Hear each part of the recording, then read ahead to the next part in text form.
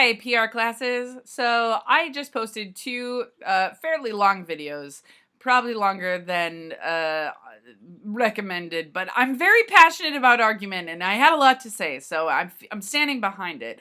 I just wanted to add a third video to kind of link both of those videos that are specifically about argumentation. One is about Aristotle's modes of persuasion, the other one is specifically about the Toulmin model, and I want to give you just a quick link back to PR, right? So those two videos, I think you should watch them. I think you should take notes. I think you should eat a lot of chocolate and be happy about them because they're awesome. They're going to serve you well in life.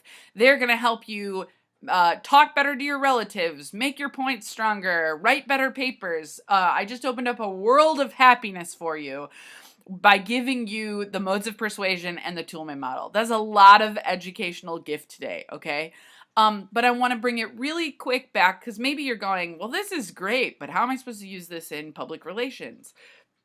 All the time. So think of argumentation and persuasion being inherent in most of the things that you do. Okay, so I'm just going to kind of walk you quickly through some of the things, right? Whenever you're crafting, I'm going to walk you, finish a sentence, Mizzo.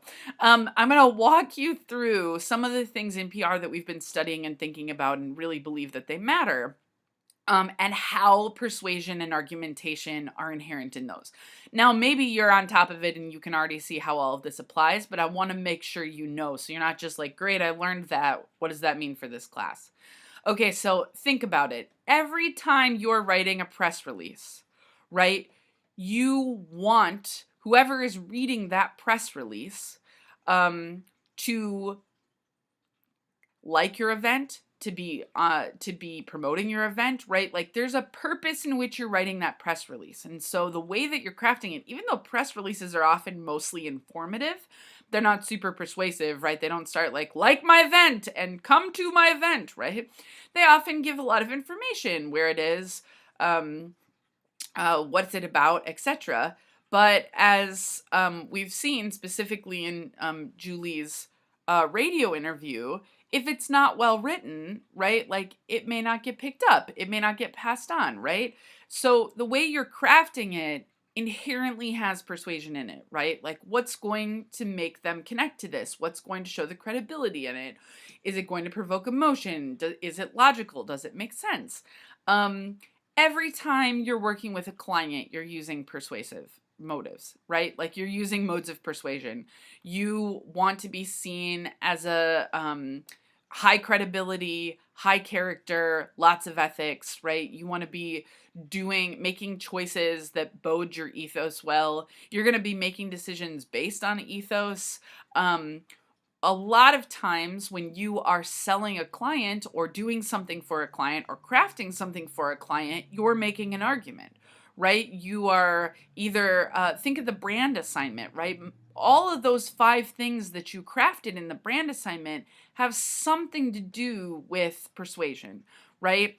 Whether you're thinking about a logo and you're trying to craft a logo that's eye-catchy, that will get people to like the brand, that will persuade people to check out the brand, whether you're doing a promotion, whether you are making a Facebook page. You're not going to make a Facebook page that has crappy pictures on it because that won't be persuasive, right?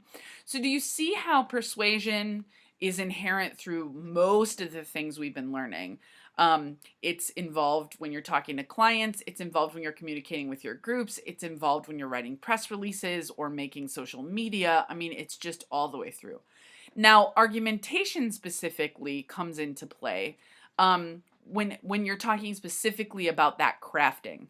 So when you think about that brand assignment or writing a press release or anytime you're crafting something, you want the logic to be sound. You want it to make a good argument for your product, right?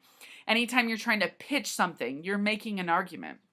If you're trying to sell a client on an idea, if you're trying to get a client to work with you and pay you for your skills, if you're trying to convince a group member why your idea is valid, All of that is argumentation. So you can be using the modes of persuasion. Do you see how excited this makes me? This is so exciting because it's life. It's going to help you in life. You can be using the modes of persuasion, and you certainly can be using specifically syllogism structure and the Toulmin model and be thinking about how those pieces work together to make stronger arguments. So if you have any questions, feel free to email me, and I'm happy to email you back. Or post another video if you need me to clarify it. But I hope you now understand how all the persuasion and argumentation stuff we've been going over really connects to this field, specifically in your endeavors in public relations.